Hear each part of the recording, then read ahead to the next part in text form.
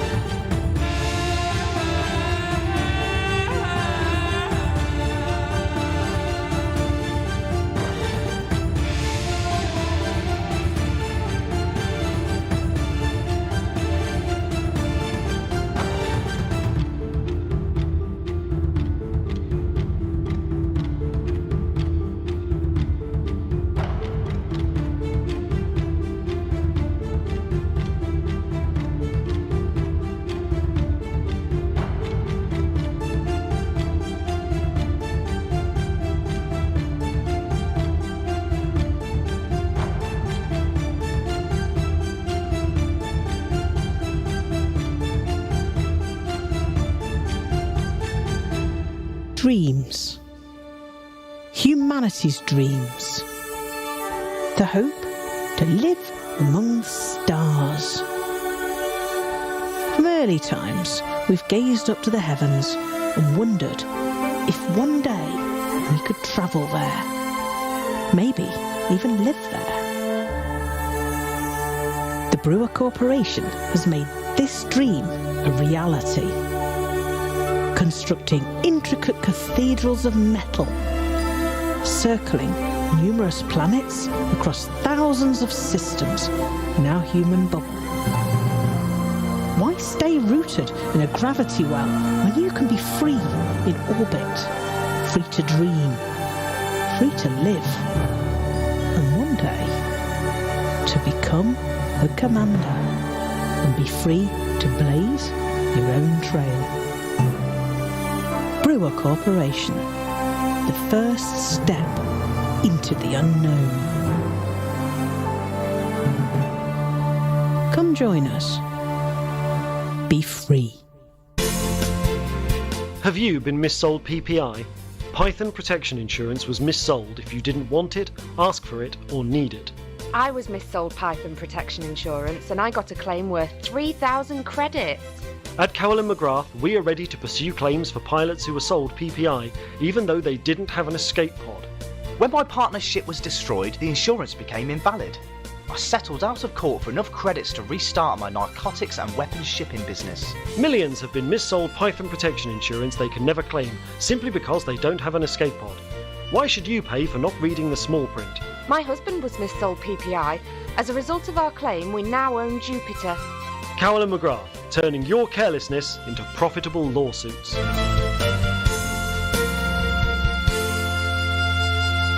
Oi, how you doing, my brother?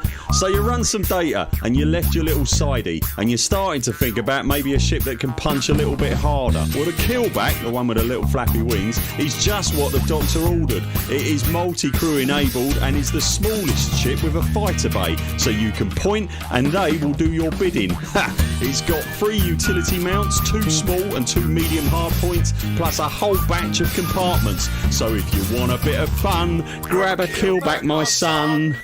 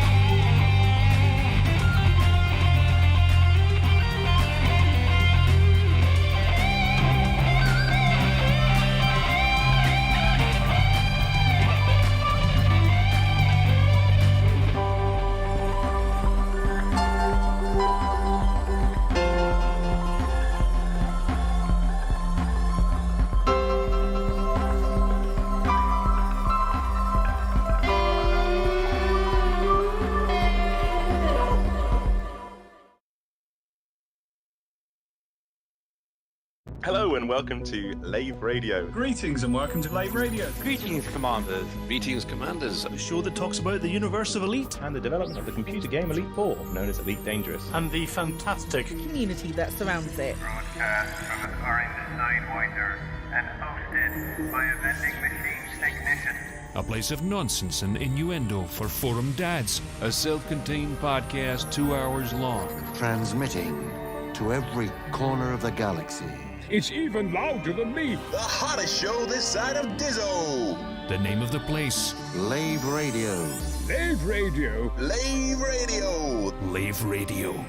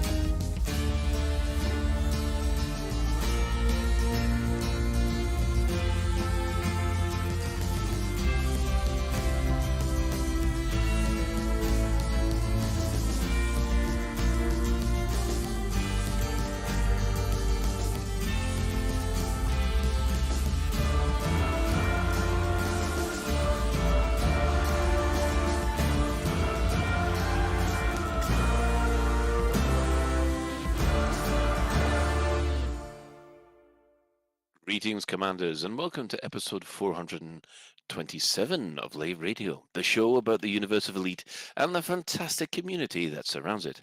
I'm your host, Commander Phoenix to Fire, Chief Archivist of Lave Station, otherwise known as Colin Ford, and joining me in the Orange Sidewinder bar for this episode, we have our Banksy stunt driver, that would be Commander Alec Turner. Hello. We have our Staff Liaison Officer, Commander Psychit. And we have our Head of Health and Safety, Commander Ed Levice, otherwise known as Ben Moss Woodward. I think somebody needs to take a fire extinguisher to this place because it ain't looking too healthy still. Is it a bit burnt? Is it? It's a bit toasty. Oh, right. Right. Well, if you wish, you can join us live. We are hanging out in the game. Ben, are you at the same place we were last night? I'm close to where we were. Chris and I are trying to find these mythical, it feels like, recovery missions. Oh, right, I see. That's what Chris and I have been doing. During the pre-show, spoilers for the main show. Chris and I have been during the pre-show trying to find the recovery missions that allow you to take to assist in recovery by doing stuff in the patch. And we haven't had a lot of luck so far. Oh, okay. Okay, well that's well, it'll be interesting to see how you do. So, you can find Ben. He's flying about. Is it in open? I am in open, but oh God, help us! As I said, we're on a mission trying to find things. Good luck. If you can't get to us in game, you can also join the Twitch chat channel, which you can access through laveradio.com/live. Click on the live chat, or go straight to twitch.tv/laveradio, or go to YouTube, go to Facebook, and go to Twitter. So we're all there. Right, let's go around the crew and see how we've all been. We will start with Alec this week because Psychit said I went and talked to her too much last week. Evening all. I've had quite a quiet week actually. The sort of ongoing house clearance is taking a slight break, so I haven't had to part with any more loved possessions. What else have I done? I finished watching Obi-Wan and Book of Boba, which means I can now watch the last one that everyone says is great. I keep blanking on his name. Andor, that's the one. Yeah, looking forward to that. Yeah. A quick spoiler alert. I mean, anyone who hasn't watched Book of Boba yet, maybe stick your fingers in your ears for 30 seconds. But wow, the CGI they did on Luke was pretty stunning. It was like he hadn't aged a day. It was amazing. Yeah, I must admit that I think there was one problem with the Book of Boba Fett, and that was the speeder chase. But then you realised it was supposed to be the equivalent of a 2CV being chased by scooters, people on moped. Yeah, they're like mods. They're like mods, aren't they? Future mods. Yeah. As soon as you get that around your head, then yeah, it's actually quite comical. Yeah, that's all right. I enjoyed it. In game, I am still out doing lots of exobiology. It's quite exciting now. I was commenting somewhere that I can't really explain myself, but I'm avoiding handing in at fleet carriers. I just want to save it all up and then do this massive cache in of data when I get back to the bubble.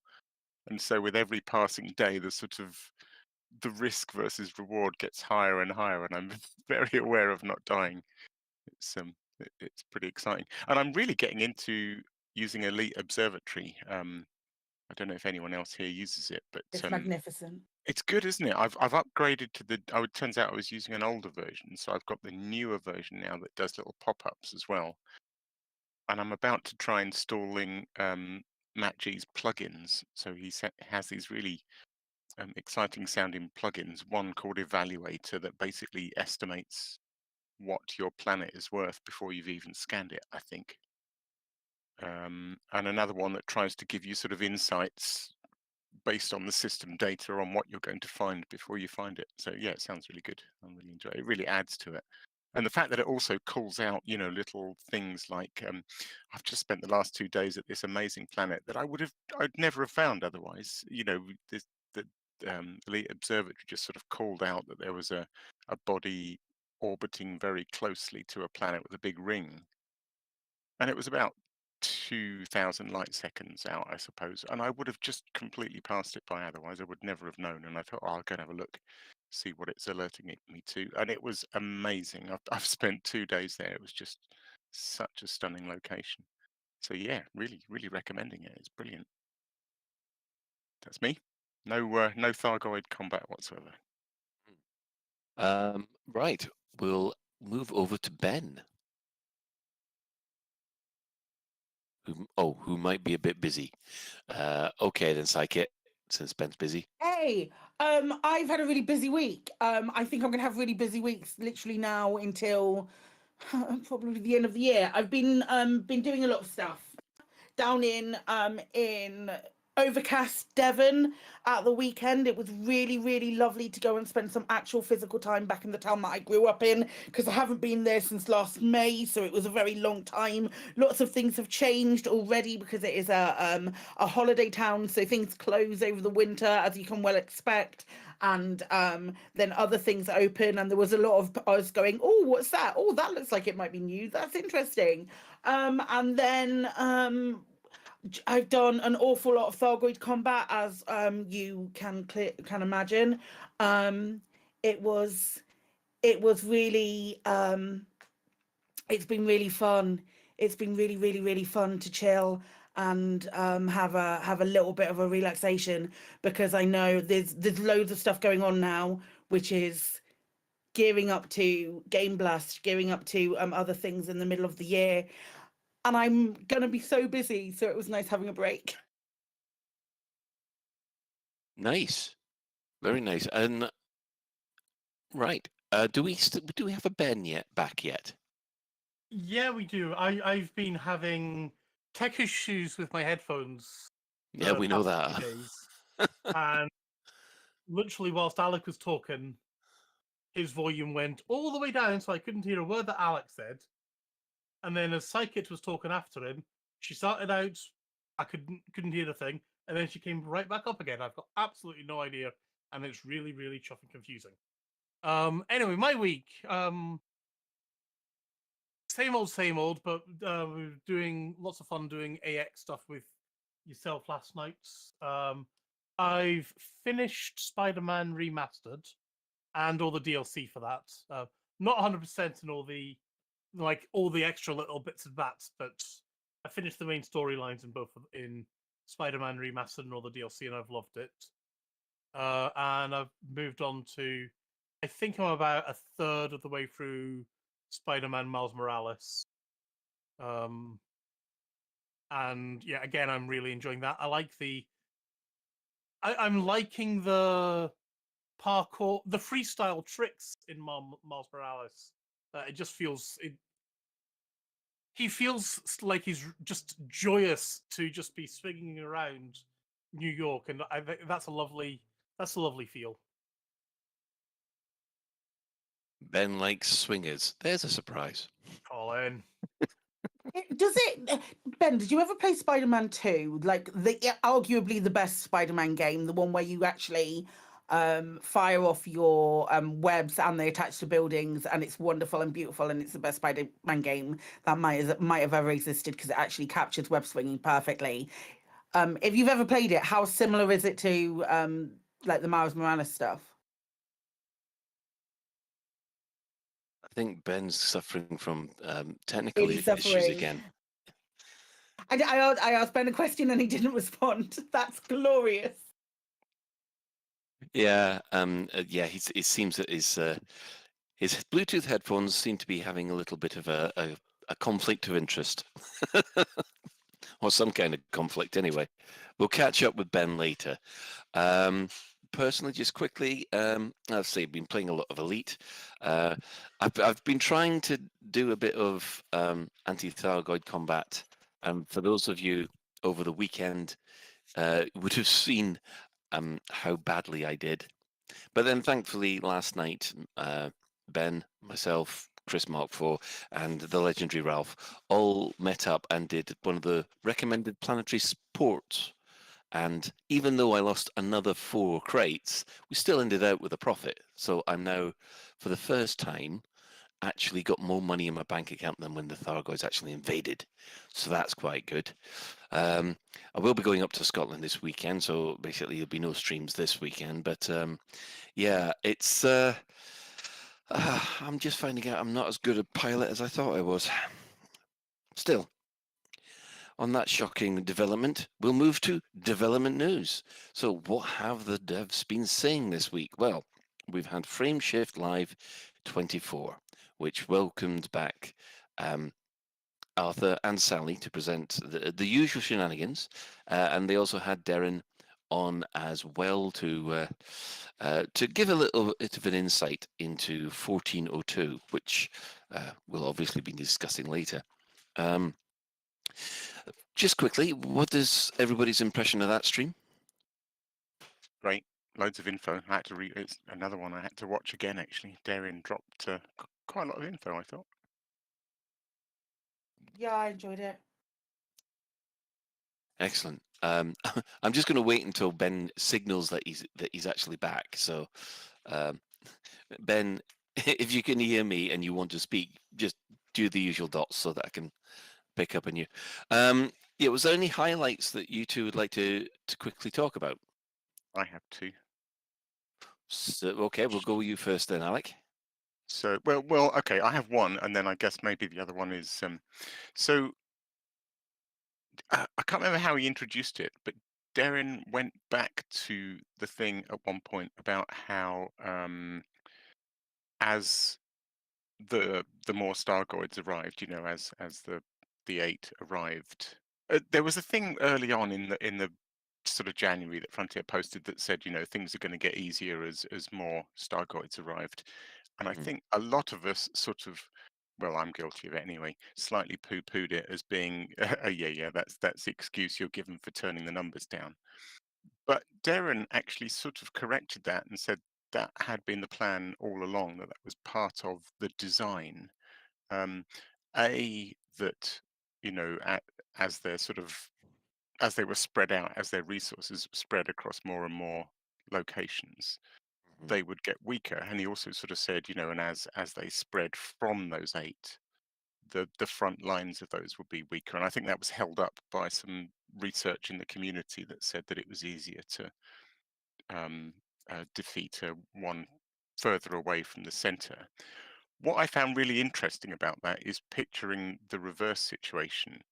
I bet what is going to happen is that as we finally learn how to penetrate the maelstrom and maybe even defeat it and shut one down, you know, so that we get to 7 and then 6, and maybe we push back the front line so that it's going to get tougher and tougher, which is a really clever mechanic, because maybe we'll never get rid of the last one because it'll be so hard, but we might be able to push them back to 4. Do you see what I mean? I think that's definitely what they've planned. It just seems It's like that last Space Invader that just flies across the screen that's really Yeah. impossible to kill. Yeah, that Yes. that was my takeaway from that. There was also, maybe others want to comment on this. There was just that interesting comment from Darren, which I couldn't quite interpret, about shooting the aliens where they're going to be rather than where they are. I think that's sort of been clarified a little bit further on the sort of patch notes with a Thargoid front line, as it were. Yeah, I feel like that is what he was referring to with that. I could be wrong. Darren is an enigma, but that's the thing that that the takeaway that I took from it. That said, I also took a takeaway that he might be trying to stop us from investigating the maelstroms further, but also we're still waiting on info for that. So we'll see. Yeah, they yet again dropped the hints about Grelix. I thought that was quite interesting. That's the second time that they've sort of said, there's lots of things to do. Maybe getting Grelix might be a handy hint. I've still got like 40 on my fleet carrier. Are we missing something?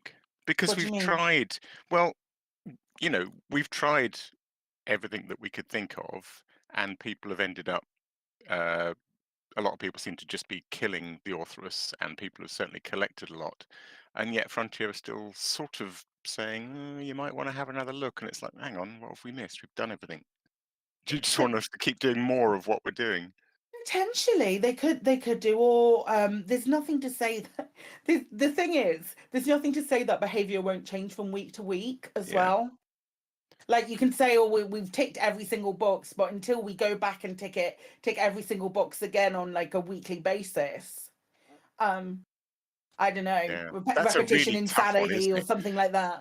That's a really tough one. In the first week you tried to sort of feed them a Grelic. I tried to do loads of stuff. Right. Yeah. Suppose that was supposed to work and they fixed it. Nobody's ever going to try it again. They would have to drop a massive hint to say, that thing you tried in the first week that didn't work, maybe you might want to try it again. Maybe this is what it is. Maybe they're saying, actually, you know what, actually go and do it. But you'd think that they pick up other guardian looking shit as well. You know what I mean? They pick up other things like that. My favorite thing that happened during the whole of the episode of Frameshift Live was Sally referring to Ramtar as Daddy Ram, because my sister wrote it in chat. I thought that was absolutely chef's kiss magnificent. Yeah, and of course the producer, was it producer Phil?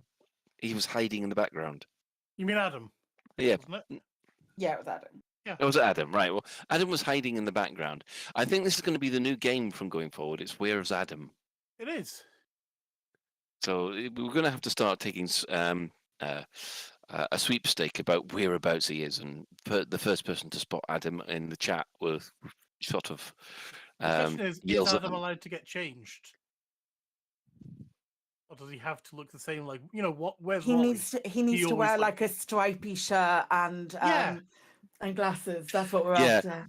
There's a suggestion at Frontier to give Adam a unique personal skin of the Where's Wally, or Waldo if you're in America, outfit, because I think I think that would work. Oh, Yeah.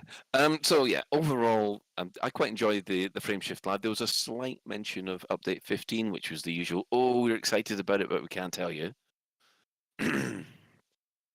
Yeah, okay, you're excited about it. If you're excited about it, then yeah, no, I'm not going to. But yeah. Well, moving on, we had the Galnet news roundup on the 25th, with, of course, the usual Paul Crow, the touch of magic to it. Yes, lots of sarcastic. I mean, I thought I was sarcastic and grumpy, but it seems Paul's taken it to a new level. Yeah, it's brilliant. And then we had the Discovery Scanner, which we're probably going to talk more about what was contained in this later, which of course covered update 1402. Now, this was the unfortunate issue, was that update 1402 was announced on Thursday to come out on Monday, and then practically the very next day, or was it the same evening, they said, actually, we're going to have to move it. It was a Friday. Yeah, it was like 5 p.m. on Friday. It was literally the last possible moment, and they went, "Yeah, no, we can't do it." But they managed. It took them one day, and they managed to fix it. So. Oh, I know that feeling. I've discovered a bug at 5 to 5 on a Friday and realised that's it. It means the release on Monday ain't gone out because you never release on a Friday. I've seen my husband come out of the office very, very sort of like, "Oh no, I might have to work over the weekend," kind of movement. Yeah, there But is. equally, you don't release on a Monday. Everyone knows Tuesday is the goal to release things. I don't know. It's Tuesdays or Thursday seems to be a Thursdays? sweet. Yeah, Thursday seems to be a real sweet spot for gaming at the moment. You aim for Tuesday, You and then end if up- it's Thursday, it's that, and then you end up on Thursday. As spoken Yeah. by a true deaf.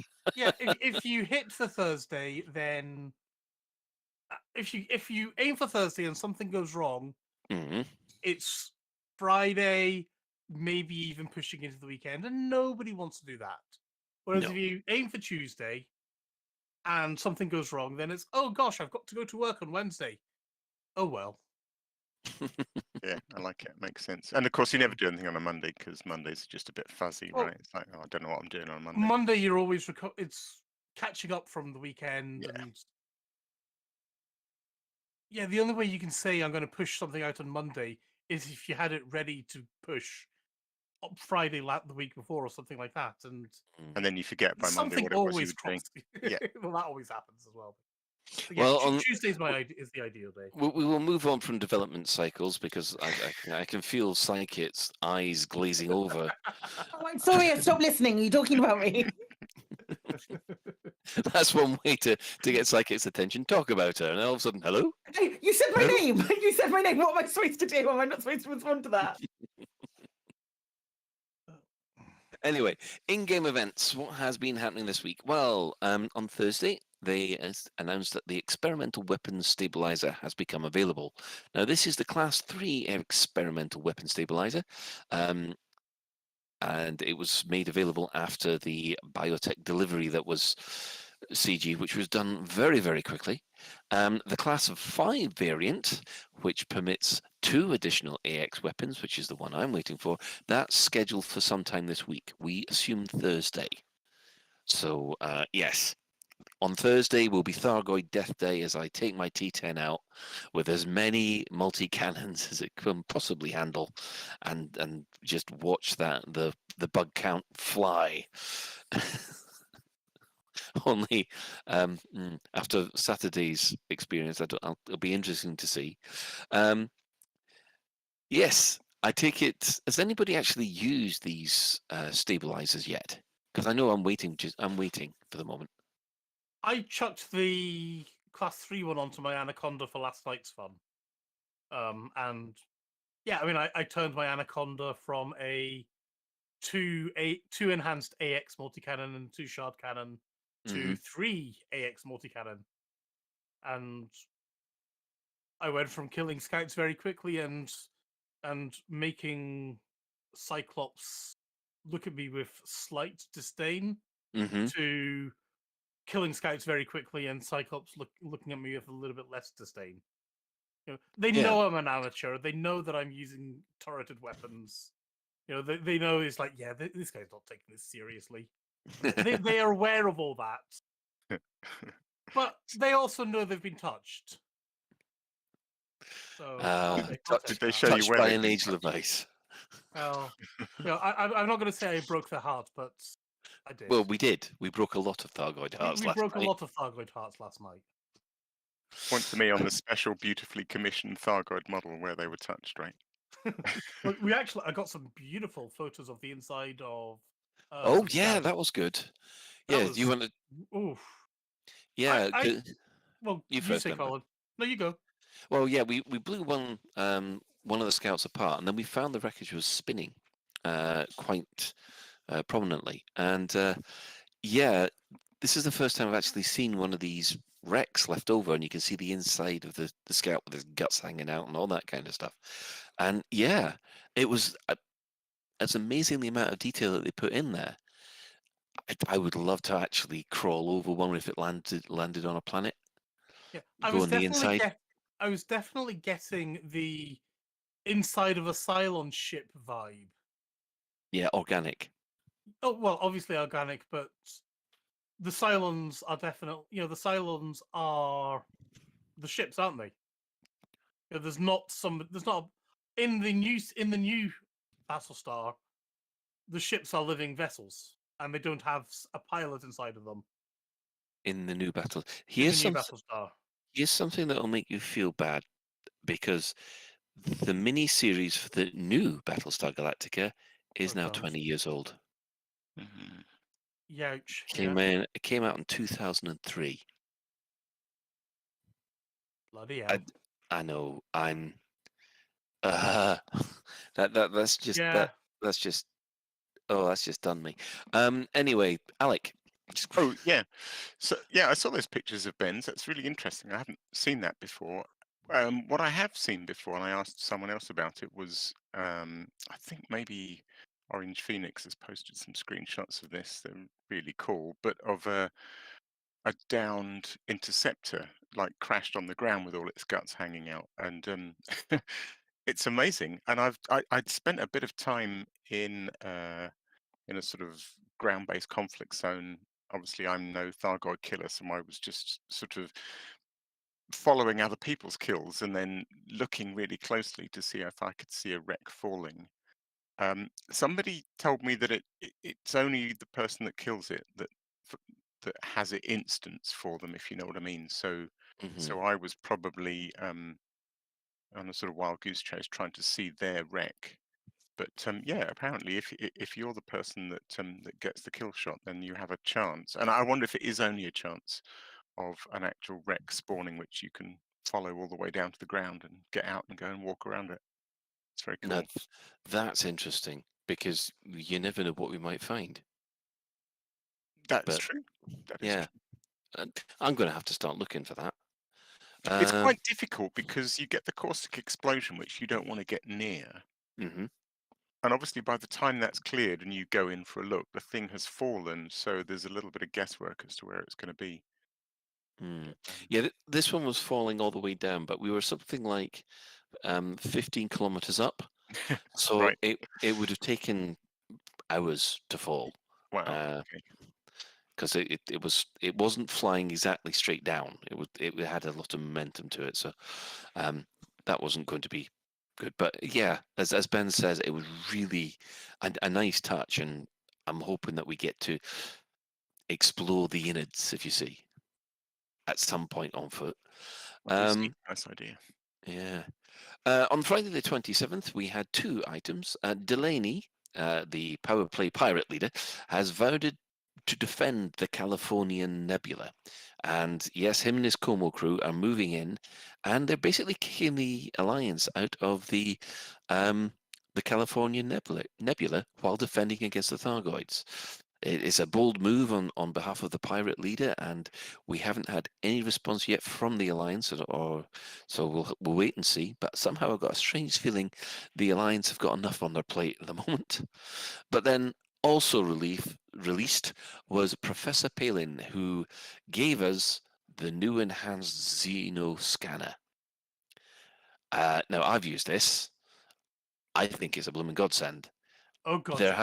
There has been some complaints. How could somebody complain why? Who the fuck is complaining about this? Go on, Alec. You first. Because I do think this is interesting. So there is there's a forum thread, of course. There's always a forum thread. Sort of claiming that not only the new scanner but also the new AX weapons have sort of made the game too easy, blah blah blah blah. And then there's a whole load of responses to that saying the exact opposite. And it's the forum at its finest, really. The forum at its most forumy. Yeah. Now so actually, I've just realised the thing I wanted to chip in is probably going to come later. But I did just sort of ask around because I didn't know myself. Whether is it truly overpowered. I get the feeling it's a complete non-issue, right? That if you want to build a fun ship, if you want to have a T10 with 6 multi-cannons, or and you want to have this scanner as well, it makes it all more fun. But it doesn't really dumb down the true end game of Thargoid combat, I don't think. Would you agree? Either of those things, the scanner or the cannons. I don't think if you have this scanner doesn't really change the end game, does it? It just makes it a bit more fun and a bit easier for people, I think. Absolutely. Yeah. Absolutely. Yeah. I've seen my fair share of gatekeeping in the past. Hell, I've been accused of it. But people saying that that's making it too easy and people need to try harder. It's the same mentality. Or back in my day, we were glad of it. We had to climb uphill both ways, and we were glad of it. Yeah. And you know what? Go and kill a Hydra on your own. On you go. And if you think it's too easy, don't fucking use them, mate. Yeah, I mean, I must that too admit, has been said in the forum thread. It's good. oh yes, the This is why you don't go to the forums, because it's full of shit. Calms for Psychic, please. We need to reboot Psychic. For Psychic, yes. It's rare that I get this angry at the beginning of the show. Okay, Gin I for knew Psychic, this would touch please. a Will nerve, someone get sorry. Gin for Psychic? Don't stereotype her, for fuck's sake. It is rare. It is rare for something to make me this angry, and this angry. It's been a really angry couple of days, so you're gonna have to excuse me on this. But for someone to say that you're making it too easy, and therefore imagine, how dare people make a game too easy? How dare people make a game more accessible so that newer players can access the content? How fucking dare they? Well, put it this way, I mean, the only reason this new stuff's going in is that people don't have to do the 20 to 30 hour Guardian grind in order to get the best stuff. Yeah. But the stuff that they're getting isn't as good as the Guardian stuff. Which is great. So the best stuff is still the best stuff, and if so it doesn't invalidate the Guardian grind, which is perfect. Yeah, and I have no idea what they're complaining about, because I've seen the AXI. They've all ganged up in groups of 20 and just gibbed masses and masses of Thargoids, which is basically they're all got the Guardian weapons on. They line up, and about 30 of them all fire at once on one poor Cyclops and just wipe it out. I mean, admittedly, that tactic was done because the heart bug was still a big issue back then, and yeah, but I mean, that was incredibly easy. Yeah, you just joined up with them, you just fired off a couple of shots, and that was it. 8 million in the bank. It's how the Blue play the game, and if you're and the way, for example, the way I was playing it on Saturday, I lost 4 crates, even though I was using the new Discovery Scanner, which, to tell you the truth, all they've done is change the Discovery Scanner so that it's actually usable in the same way it was before. Because what used to happen before is that the Thargoid would come up and curiously kind of try and scan you. So you'd scan him at the same time. And yeah, you had that opportunity to get the information that you needed. There was no chance of getting that, especially if you were on your own. You get me angry now, Psyche. I'm beginning to go off on one. It's really upsetting to me that yes, yeah, it is endgame content, and why are we? And I can see like Jude saying, they want the endgame content to be available as a challenging counterpoint, but it's not like these weapons have replaced the other weapons. No. The other stuff and the difficult things were still there, and the ways that you've been playing forever is still there. Make it a challenge. Make it a challenge. Go, okay, I'll start with the gimbaled weapons, and then I'll move on to something else. Let me see if I can use the gimbal weapons to destroy a Hydra, see if that works. Like you can set challenges for yourself at every opportunity, because let's face it, a lot of the content at the moment is Thargoid based. Look at the patch notes. We're going to look at the patch notes obviously later, but look at the patch notes. It's full of Thargoid content predominantly, and it's probably going to be that for quite some time until we've got a good handle on the Thargoid War, and then they might start introducing other content. So there's, of course, they want as many people as possible to be playing that content, and it's you know.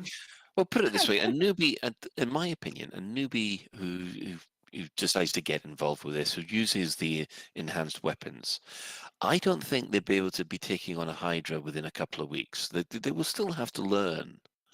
You'll still have to learn how to fight them. I mean, I can understand a Cyclops. You can probably learn how to deal with a Cyclops within, a day, maybe two. But to take on the bigger ones like the Basilisk and the Medusa, and God help you, the Hydra, you ain't going to be doing that for quite a while. And it's going to be a challenge. Anyway, let us move back, because on Monday, yesterday, Monday the 30th, Admiral Tanner has withdrawn from the Federal Navy. He's decided that I'm better off fighting the Thargoids as an independent agent, whatever that means. And he said, to any Thargoids who may be listening, you haven't seen the last of me yet. I don't think Thargoids would be listening. I don't think they even got a clue who he is. One of those meatbags over there said something. Well, they all say something. You should be like, hey, yo, Azimuth, you know how I attacked Hive Mine once? I'm coming for you, you bitches. That's what you should have said. That would have had more of an impact. Or maybe, look at me, I'm a new mushroom. Oh my God. Yeah, because that's what for those of you who don't know, the mycoid virus, which knocked the Thargoids away last time, they were based on mushrooms. Yeah. It's amazing what those researchers will smoke. Right. Anyway, today there has been movement from the Empire. The Emperor has approved Aisling Duval's plan for Aegis to be reinstated.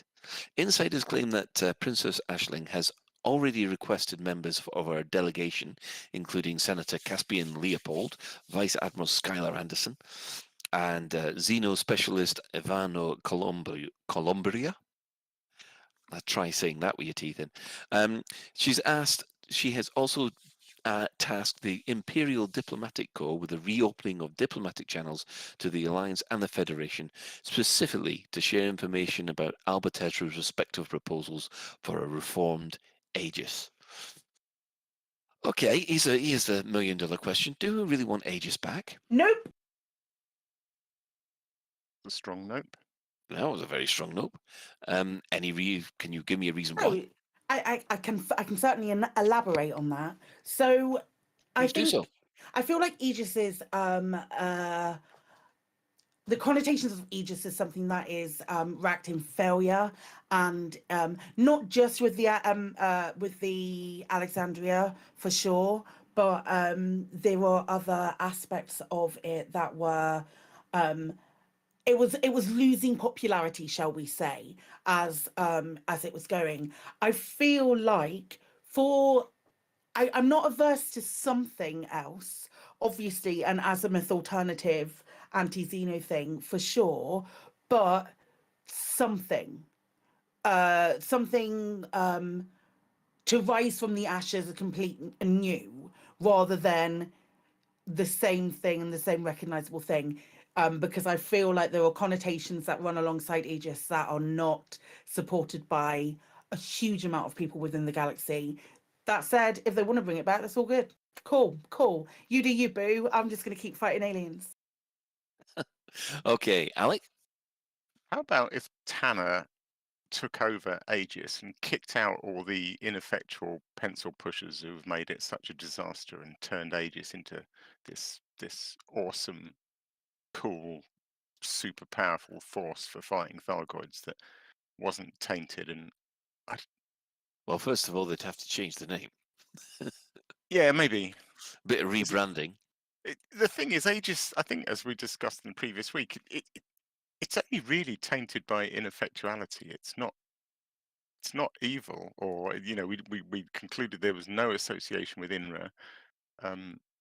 Yeah, that was the problem, because I remember at the time there was a lot of suspicion that Aegis was just INRA in another disguise. Yeah, I don't think it is. I Oh, don't it's think not. anything It's not. There's inherently no. bad about Aegis. They were just a bit weak.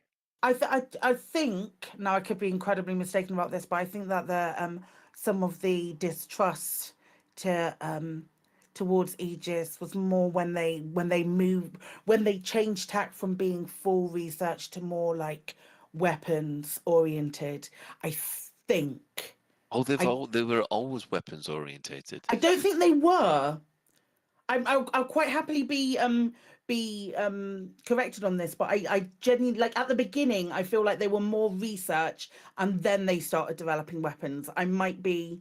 Well, there were two prongs to Aegis. The first was obviously defense, where they came up with stuff like the field neutralizer and obviously the missiles. There was even a trailer showing one of the Aegis tests and how badly that went. Yeah, I think a lot of people were quite taken aback by the fact that Aegis shot first in that video, and ever since then there seemed to be a kind of taint that, oh, we are attacking the Thargoids, beside the point that the Thargoids had been actually attacking human ships for quite a while and we had no response from it. So yeah, Aegis didn't start off with the best branding or the best PR, if you like. Okay, so a rebrand in order. Yeah, a rebrand. That's my thing. If they're going to do something, I don't think it should be Aegis. I think Aegis is dead and gone. But Aegis it should be where it is. There's no thing. If we are looking at something that is effectively going to be under new management, then it should have a new name and a new outlook and be different to reflect that, because I don't think people are going to support it. No, let's call it XCOM. Sure, call it whatever the fuck you want, just don't call it Aegis. Hannah's Twatters. Sure. So I'd love to see Tanner working with Tessera on something. I feel like they would have a really good that would be a really interesting relationship to expand on. And then if we're bringing Sojourner back into the situation as well, the three of them working together, especially with her with Miss So's insider knowledge, shall we say, to Thargoid behavior, I feel like they will be a force to be reckoned with the right people behind them. With the right sort of team with them. Yeah. And I don't think that team is fucking Aisling Duval by any stretch of the imagination. No. Oh, hey, there's a photo op for Aisling, okay. What is the elite equivalent of a dragon?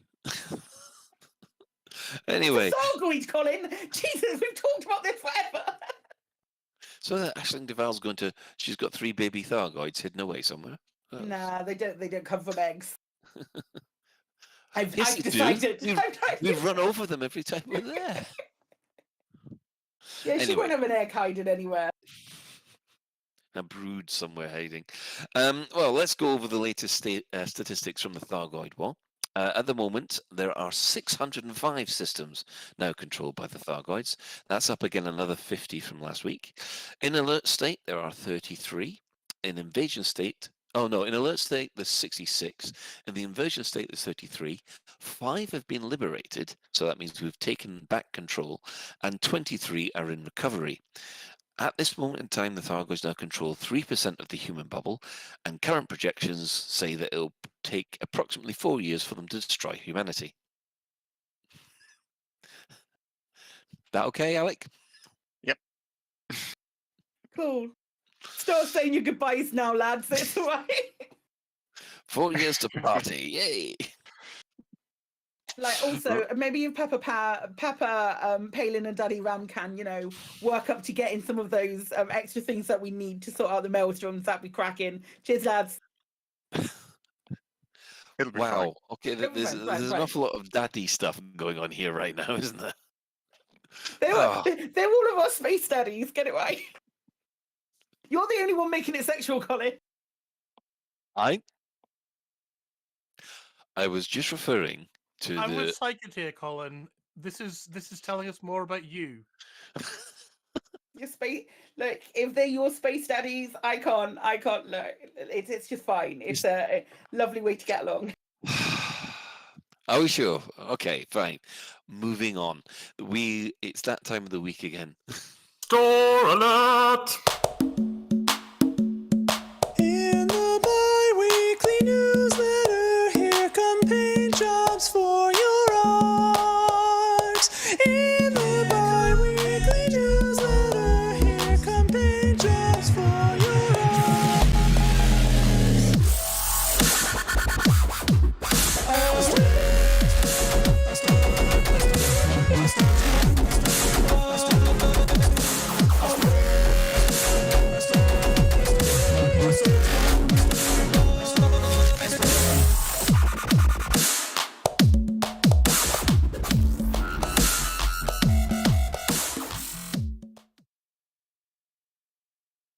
And welcome back.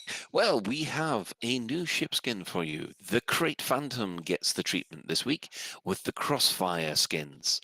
There's red, there's green, there's blue, brown, grey, and of course black. I must admit, these do look quite fetching. I'm quite taken by the red one. I might get that on my Phantom. What about everybody else? Do these look appealing to you?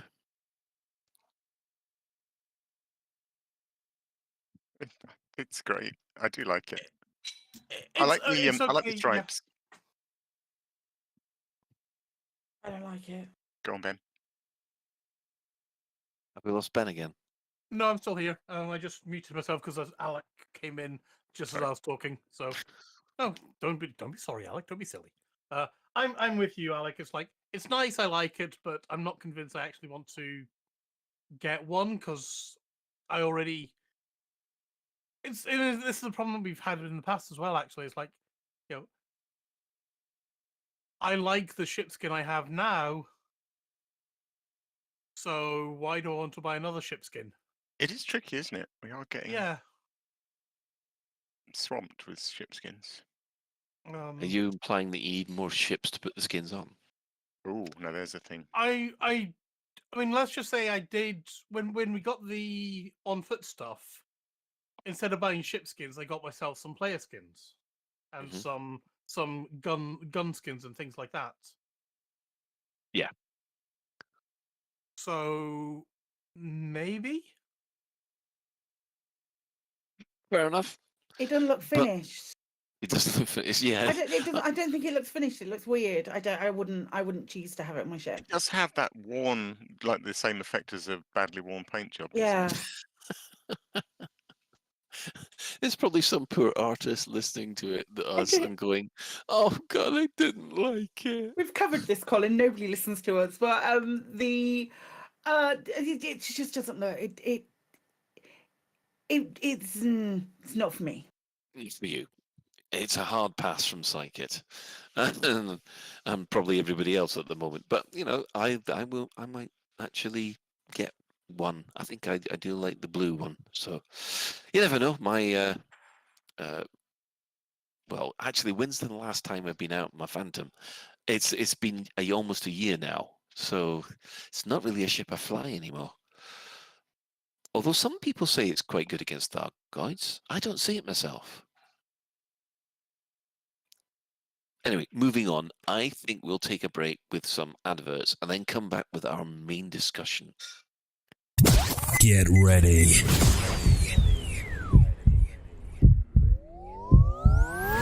Lave Radio. Before I also went off and died. Tasty cannibalism. I'll be the least likely to die. He died first. Yeah, I've never before discovered plants. We here here at the Lavian Centre of Dubious Science have had enough of those idiotic numbskulls polluting your airwaves with nonsensical utterations, mindless articulations, and downright vacuousness. Our premier linguistic experts, psychologists and scientists have collaborated for years to find the perfect antidote for such silliness and are proud to present Professor Pebcap's Miracle Elixir.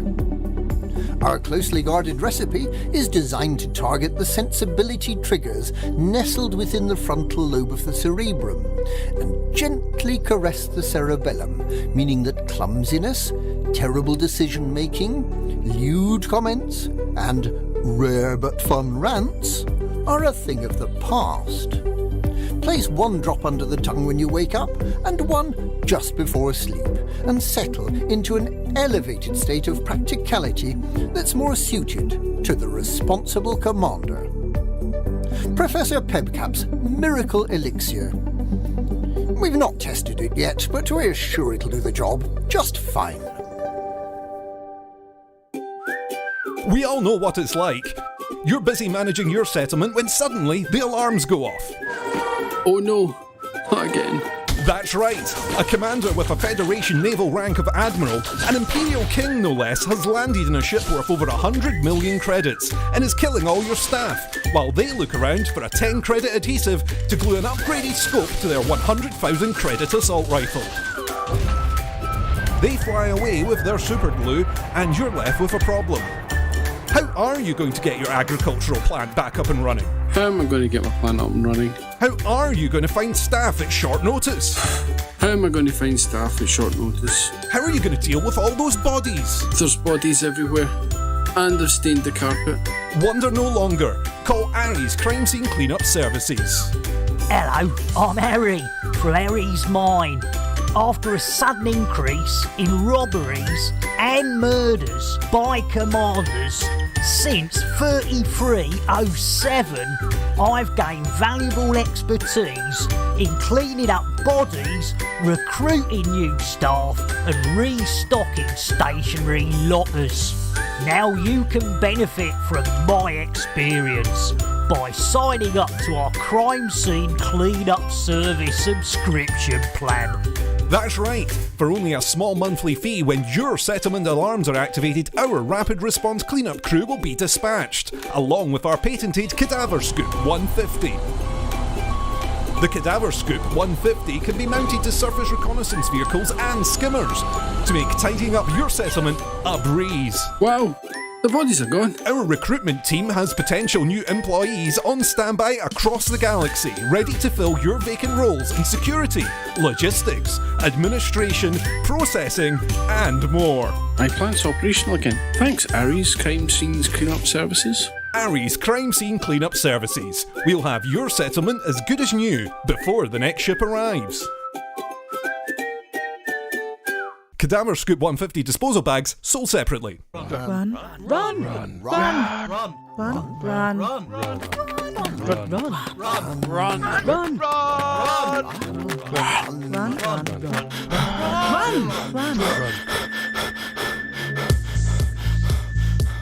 In a galaxy where the ability to run is becoming a necessity, commanders continue to remain in their pilot seat, seemingly oblivious to their poor health.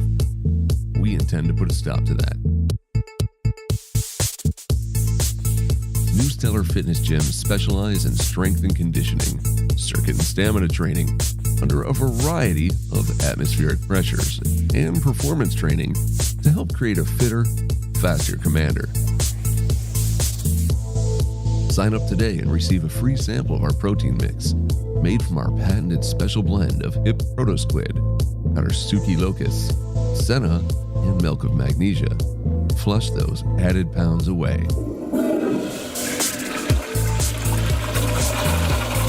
Stellar Fitness. Run to the stars.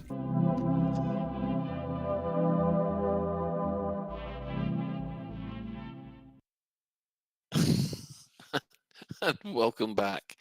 Oh, 2 new ones. Wow. Wasn't expecting that. Apparently, Wintermute GB is saying that we should get Chig from Loose Screws on to do an advert for selling cheese. Does he want to write it? He can write it if he wants. Wintermute, write Yeah. us an advert and we'll get him to do it. Right, so our main discussion this week, well, obviously, update patch 1402 dropped today. And we're going to discuss some of the finer points of the patch, because what I originally thought was just going to be some bug fixes turned out to be a little bit more. Unfortunately, I think Ben at the moment, are you still with us, Ben? Yeah, I'm here. Good. Yeah, I because just have a client crash, but yeah, I'm here. Yeah, right. So we're just going to see go through these points. Right. First of all, as we've said, there's a little bit more to this patch than just bug fixes. They're going to make some changes to do with, especially with the recovery state of the system. It does look like we've got new UI elements for the Thargoid War section on the Galaxy map. Ben, have you had a chance to look at that yet? You or Alec? Yeah, I've looked at it. Mm-hmm. I'm probably an idiot and I don't understand what the hell's going on. Oh.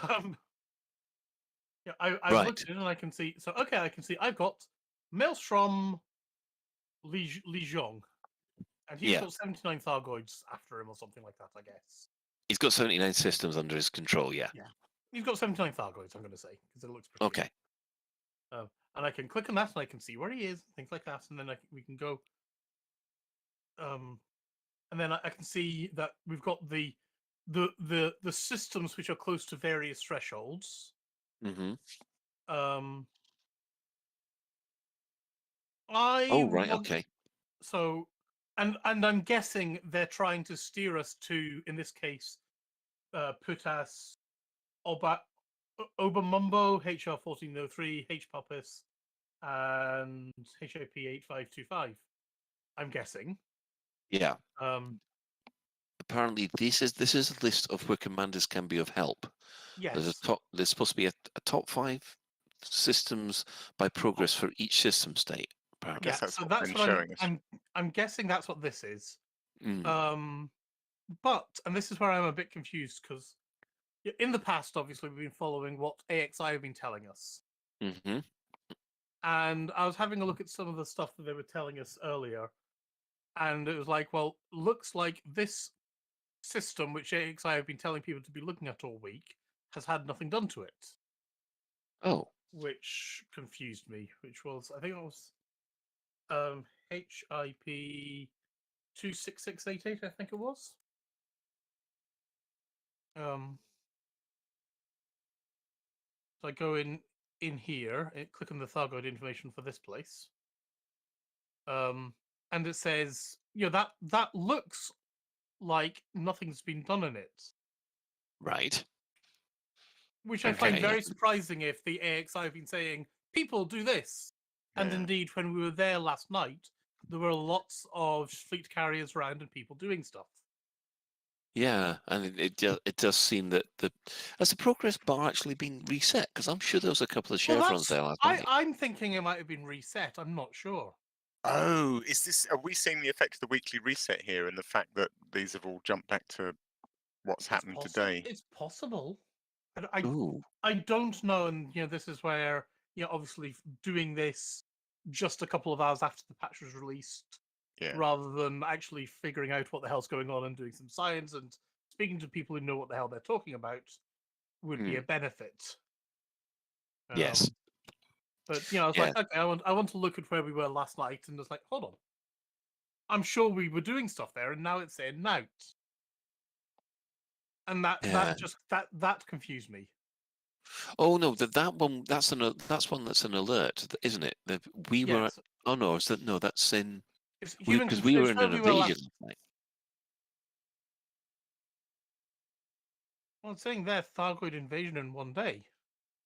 Well, that means it's going to go to invasion in one day. Yeah, I'm sure this is where we were last night. Yeah, that was the first time we were trying to find an Orthrus in that system, but we went into an invasion system afterwards. Okay, In order maybe it could be the I could be misremembering where we were then. Yes, yeah. Um, But yeah, it's yeah. Alec. Yeah, the top 5 thing. Mhm. So Darren spoke about the idea that there was this sort of neat feedback loop. He went to great lengths to point out that the Thargoid War is in our control. It depends on us. Blah blah blah, and that the things we do, the systems we flock to as a sort of coordinated community, will be reflected in the top 5. So what I'm ever so slightly confused by is whether the top 5 is simply showing systems where the community is most active, or whether it's in any way attempting to predict where we could have most effect. I think it's where the community is most active. It's picking up where the community is basically acting the most. So where you have the AXI and Operation IDA, they're active in a couple of systems at the moment. I expect to see those 2 systems to be at top of the list because it's got the most activity.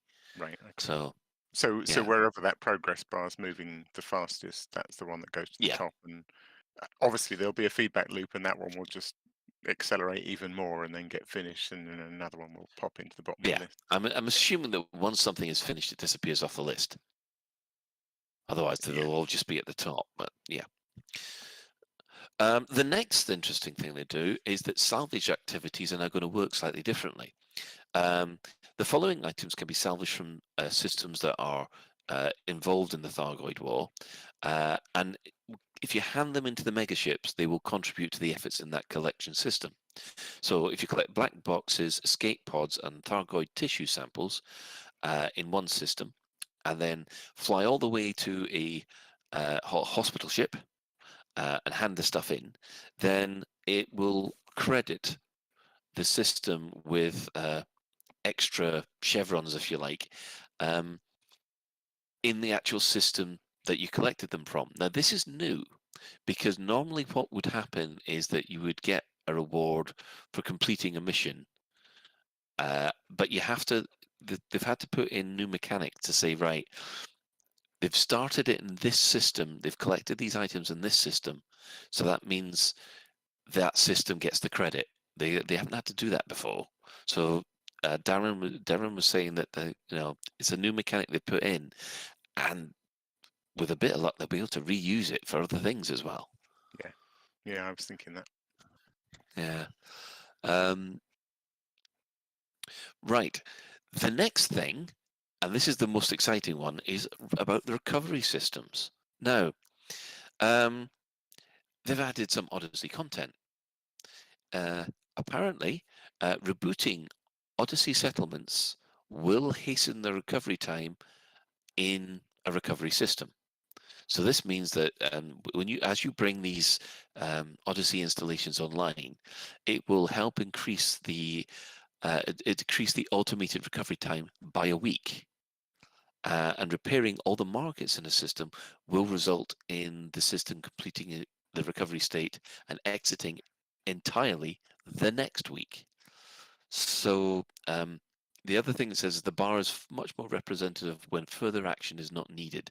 So when it will show 100% when the automated progress is ready for the end of the week, so that you know that you're not wasting your time. I think those last three things, spot on. Now, there does seem to be a problem. Ben, you've said that you've been looking for these settlement missions, and you haven't found any yet. I think we might be looking in the wrong place. Chris, can you say how you found what you found? Yeah, so we've managed to get 2 missions this time. So the first time we went to a place that was in recovery, but what I didn't check was on the map, it shows you if that has completed and that when it next ticks over, all the settlements will be activated. At that place, I didn't see any missions on offer to reboot settlements, despite the fact that they were still showing sort of offline if you looked at the map. However, we went to somewhere nearby where the recovery state isn't full yet. And Ben went to one station and didn't see any missions. I went to a second station, didn't see any missions, waited a little bit, tried the mission board again, and there were 2 sitting there in the menu, and we've completed 2 of them so far. So yeah, and that's contributed to. Have you seen any of the chevrons move? Not seen any of the chevrons move. We've not handed in yet, so have we? Yeah, we've not handed them in. We've got 2 to hand in, so we can have a look after that. Excellent. Well, this is the one thing about putting discussing this when it's just been released. Alec. Yeah, so I was curious, as I'm sure many other people were, about the thought that I don't know how many. You did read out the stats earlier. How many systems have we currently got in this state that can be helped? In recovery, 23. 23, okay. And suppose, some of those maybe don't have any settlements at all, and others might have 10. So I don't know, suppose there's a few hundred settlements that could be powered back up. Mm-hmm. That seems like enough content to keep 20 players happy for half of Thursday. So so what I'm curious about, I suppose, is either A, is it a bit like, queuing up to kill the boss in Warcraft? We can restore the power in a given settlement many, many times just to satisfy the player demand for that content. Or is it? I even wondered whether perhaps it's not really the restoring of the power in a settlement that contributes to speeding up the recovery. It's actually simply the mission mechanic. It's handing in the mission, successful mission, ka-ching, another point added to the. It seems quite likely, doesn't it, that it's probably the mission. It's kind of completing the missions that is the thing. It's the key to it. That adds a point to the chevron, if you like. Well, at the moment, I would imagine. Well, what I'd like to work in my head is that once you've brought a settlement online, that settlement is online permanently. However, I do suspect, like you do, that actually it won't be brought online permanently until basically the system is out of recovery. And while it's still in this state, these Odyssey settlements will sort of be powered up and then power back down, and powered up, powered back down. And it's only when you hand in the missions does that. And to tell you the truth, it does feel a bit like it has to be that way. Otherwise, there won't be enough content for everybody. There'll be a mad rush on the first 2-3 minutes after the server takes happened, as everybody tries to do these missions because you get loads of stuff in there. Yeah, I mean, you have to make these concessions for it being a game, don't you? I think you can't just have 50 settlements that need powering up this week, because that'll be done by Thursday lunchtime. Yeah. Chris has actually put an interesting point in it. So, in the current BGS, how many goals does it take to bring a settlement back? Without having to do it, because I know that I've done the same settlement several times to bring it back online, and it's not there. So Obviously, it's in relation to system states. When you're doing normal settlement, bringing settlement online missions. So if you're doing the same, I don't know. It's clearly very indicative that the BGS that is sat around the Thargoid War is entirely different, because you would when a system retreats, when a faction retreats from a system in the normal BGS, it's like a year at least before they can go back into that system. Now, we've seen situations happen where Thargoids have have been in retreat from a system, and then as soon as it's been cleared, that 100% has been filled, and it's going to clear on the next tick, and as soon as it clears on the next tick, it goes into alert again. So that's clearly not happening in the same way. So it's difficult to marry the two together. When settlements are offline, it tends to be to do with the system state, and there's multiple different ways that you can affect a system state rather than just bringing settlements online.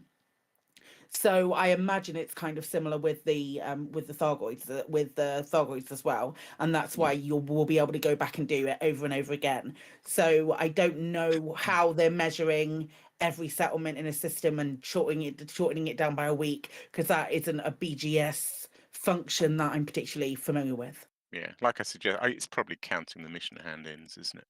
Probably. Yeah. Okay, so a little bit of immersion breaking there. Let's just say that the fuses keep blowing. Shall we? Turns out that power regulator was a smidge faulty, and it only lasted for a couple of seconds. Yeah, I don't know. The Thargoids left some problem with the circuits, and we have to overpower it by just slamming that damn power regulator in again until every time it just pushes that resistance back a little bit more until we've got a clean. Oh, I don't know what I'm on about. Never mind. See, I'm picturing we've got a little Thargoid infiltrator just sneaking around the base, and he's like, "Yeet, mine now." Yeah, these little Thargoid bugs that are just, oh, here comes the commander. He's put it in. He's gone. Is he gone? Yes. Yeah, he's gone. Right, get him. Get it. There we are. Oh, power regulator. Nom, nom, nom, nom. Hide in the sand. Right. Miggles is suggesting there's Thargoid rats eating the wiring. That's a good one.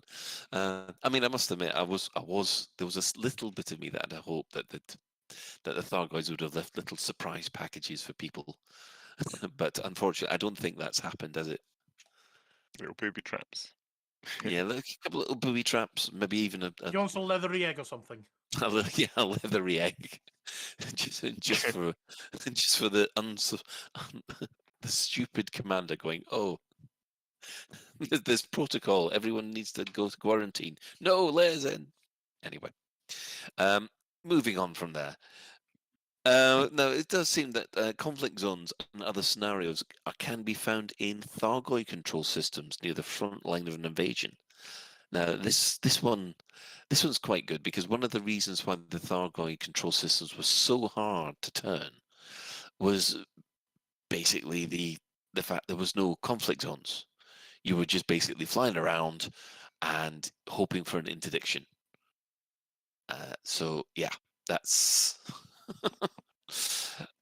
so hopefully that will make Thargoid controlled systems that little bit easier to flip. But as Darren has said, the closer they are to the maelstrom, the harder they are to flip, which it kind of makes sense. Yeah. I mean, go on, Alec, you first. No, I was just going to say, as I said earlier, I think it's a neat mechanic, because it means we can make nice progress on pushing stuff back on the fringes, but pushing it all the way back down to no Thargoids at all gets increasingly hard, which is nice. I like that. Yeah, it kind of gives you the idea that they'll be able to expand to a certain time of bubble, and then the players should be able to contain it at the size of that bubble. Hopefully, Psychic. There's a general little bit of contention with this, Okay. which we discussed. I've discussed at length today, just to try and get my head around it. And I mentioned it earlier that as soon as the Thargoids get cleared from a system, that system literally on the next tick can go back into a state of alert. So the question is there some kind of where is the incentive to restore these systems quickly, rather than just letting the automated process work its magic over 4 weeks? Where is that incentive? Because it could just go into alert on the next day. Okay.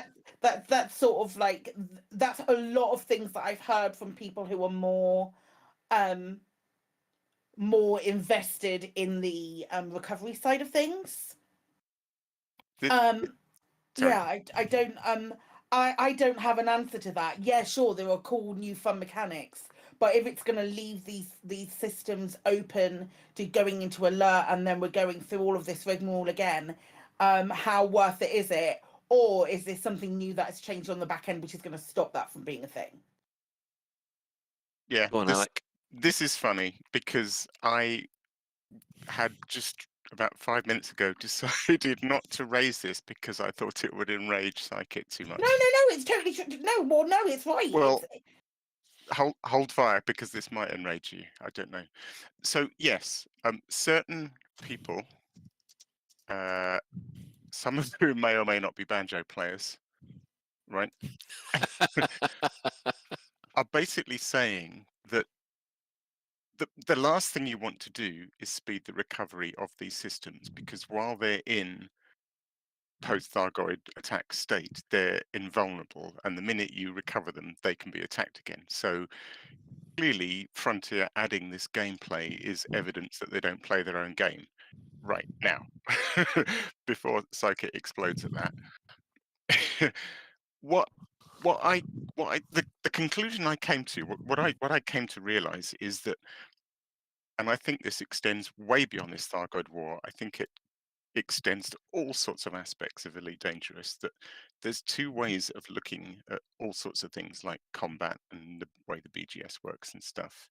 You can look at it as this sort of pure game of numbers. You know, if you think about a meta build for a ship or something, it's like, what X, Y, and Z can I do to give me the best effect?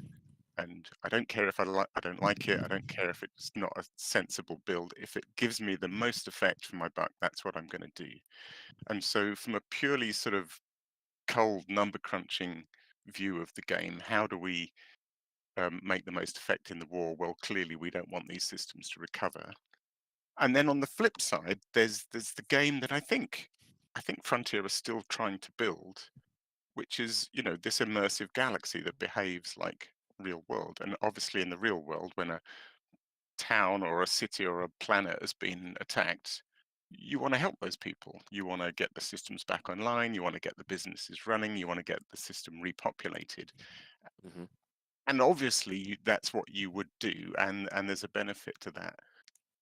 And the fact that there's this sort of downside to it is like, you know, maybe Frontier need to find a way of the one thought I had, I suppose, is that you could make it something like a system that's been helped by commanders to a speedy recovery is maybe a stronger system in some sort of background BGS sense, and, you know, resists Thargoid attack better than a system that's let to, you know, if you let a system recover naturally over 4 weeks, you could flag that as a kind of weak system. It's barely recovered, if you like, and so is more vulnerable in 4 weeks' time than one that's been.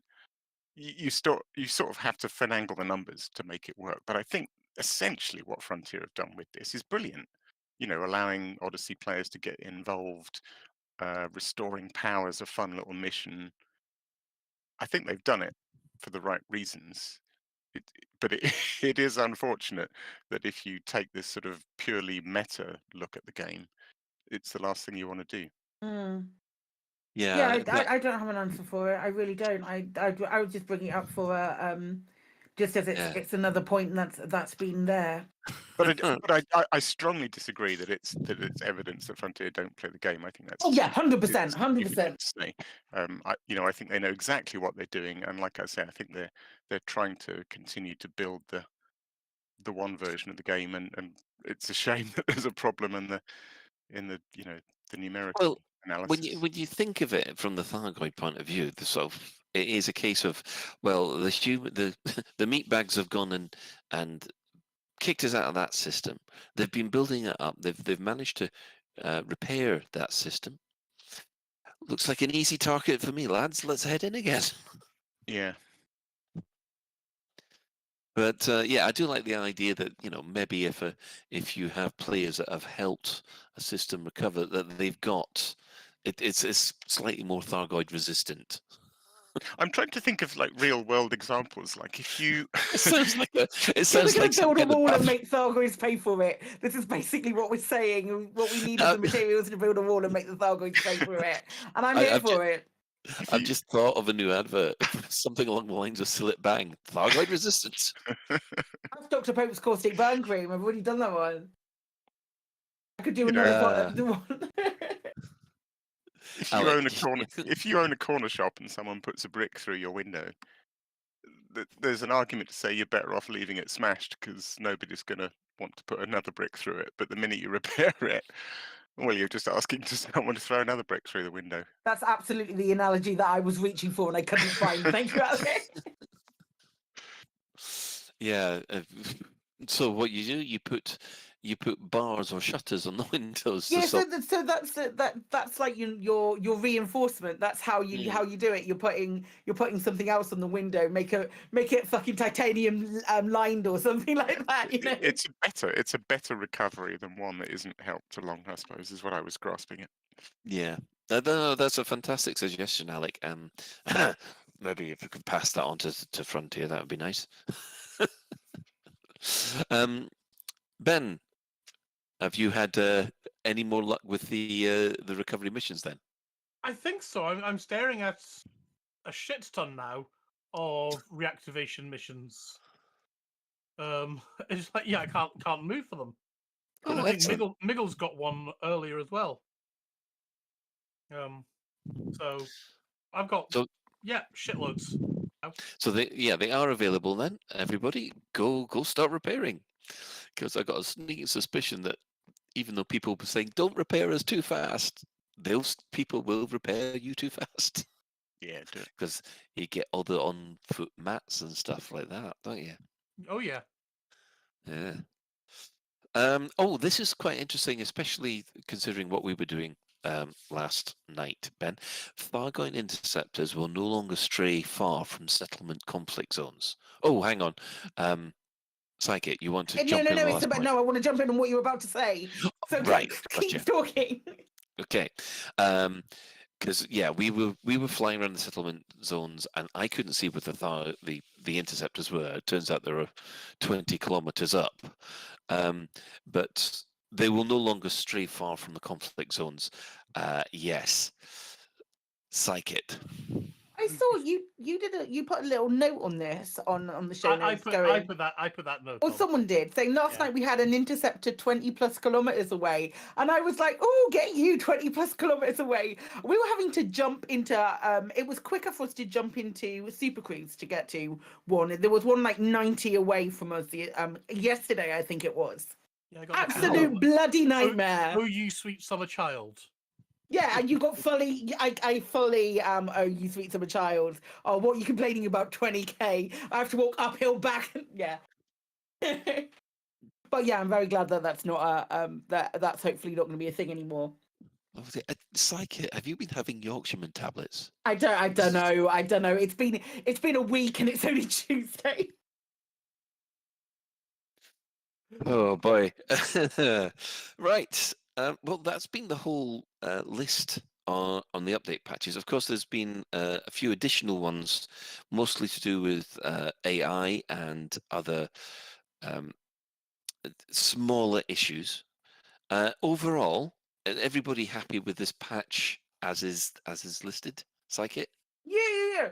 There's one that has been that we haven't included and we haven't talked about, which is to do with like invisible Thargoids. Surely everyone has had an invisible Thargoid in a conflict zone, an absolute nightmare of an invisible Thargoid, and it says they have been improved.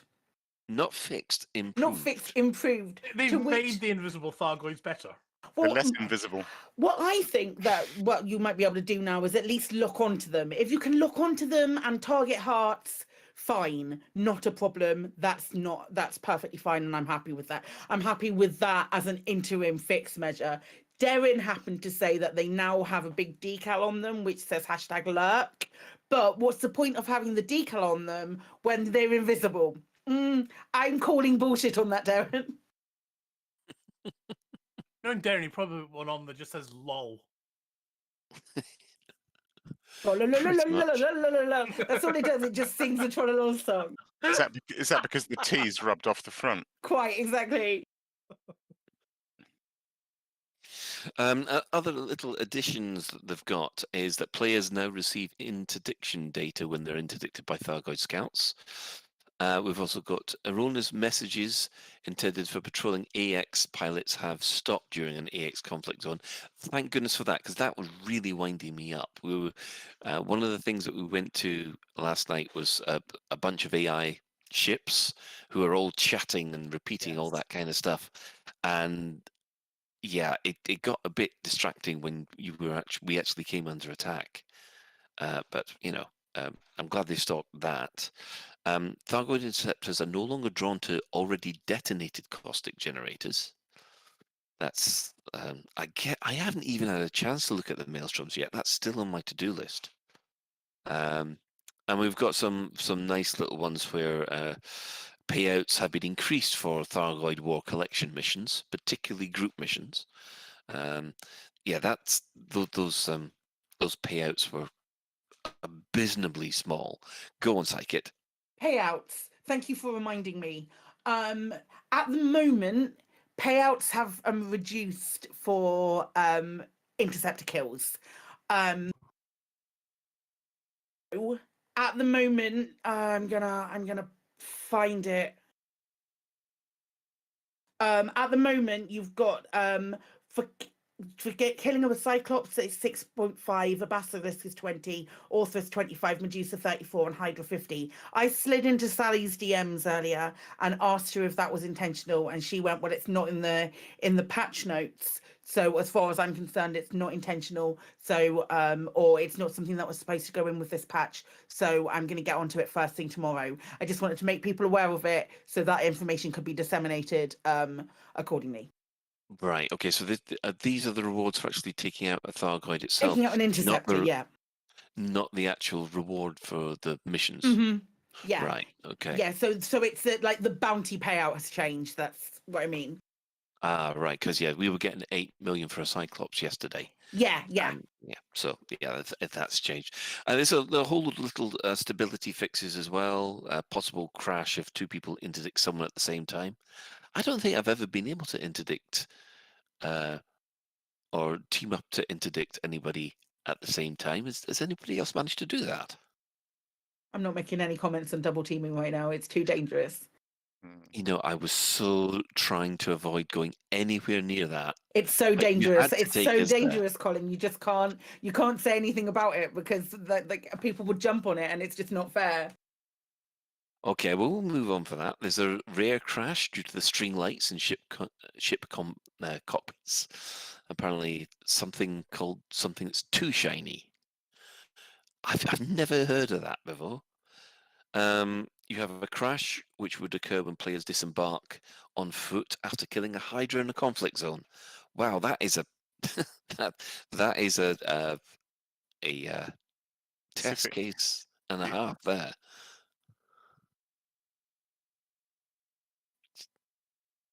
I'm sorry, Ben just put something in the chat I'm just recovering from.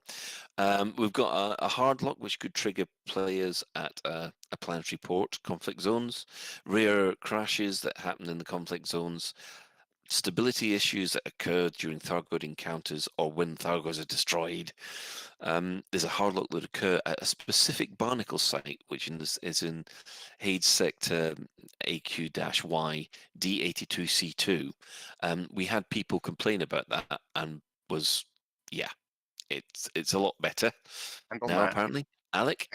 Yeah, and on that I saw I think it was on Twitter or somewhere, but Malik reported that it still hard locks at exactly the same Thargoid barnacle site.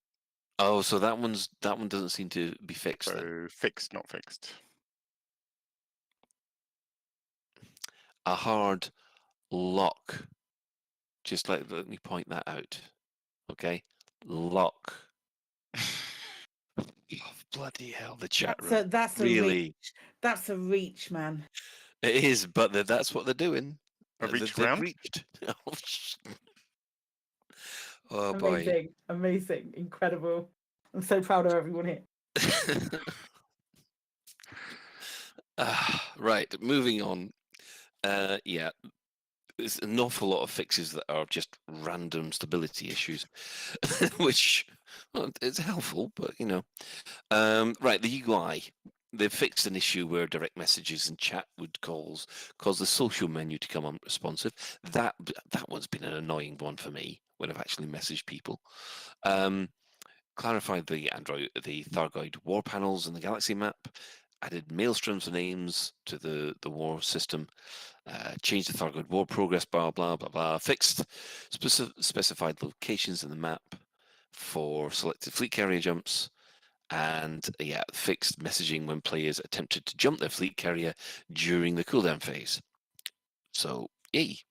Oh, and the Diamondback Scout landing gear is giving a little more extra clearance for the Scarab to come out.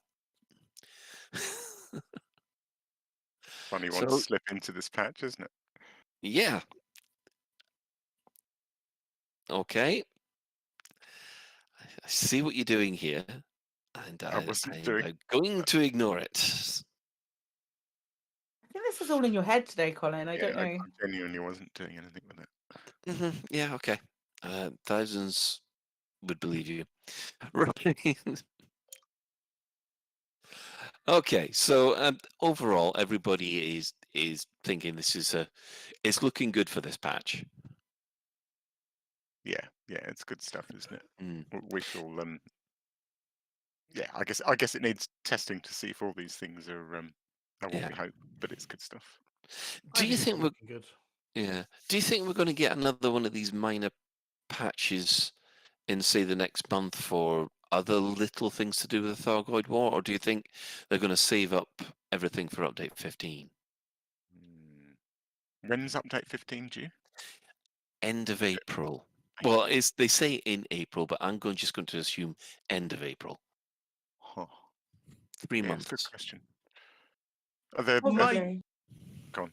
My gut call is, unless there's any critical bugs that need to be fixed, we'll get to update 15 next. Yeah, I think I was going to say. Yeah, so you think update 15 is going to be the next bit where we'll get changes or new content in the... Yeah. We might do something. There might be something like when the servers go down, there's like a tiny patch, like it's down for an hour or something, and they're just making a couple of numerical adjustments. Nothing Maybe super some major. Server-side fixing kind of thing. Yeah. Yeah, but nothing that will be inserted into the client. So. There'll be no insertions, Colin. Unless there's like a cheeky moment, sort of like early March, where the story's progressed and there's like something that they just need to thumb in really quickly, you know. Okay. Like story-wise, like something new. Yeah, story-wise, yeah. The commanders in the community managed to hit a point where they think, yep, now's a good point to move the plot along. Alec. Oh, well, it was sort of a question internally, but it's all right. I'll read it out. It's just, while we were going through the patch notes, it suddenly occurred to me that somewhere, and I've completely forgotten where, there was something about being interdicted by Thargoids would now start to grant, or would soon start to grant, raw data. Yeah, that was for the scouts. Okay. Okay. Yeah. So that it was. So you'd get data normally from just interceptors, but you didn't get it from scouts when you were interdicted by them. I think that's right. Right. Now you get it from all of them. Okay. I see. Thank you. Excellent. Right. Well, I think we'll quickly move on to the community corner then. First of all, we'll start off with Operation Hakelin or Haysilon. Halcyon? Halcyon? Yeah, that would probably be the right one. We have the Kingfisher Xeno Peace Megaship Repair Initiative. Now, this is running between the 4th of February and the 11th of February.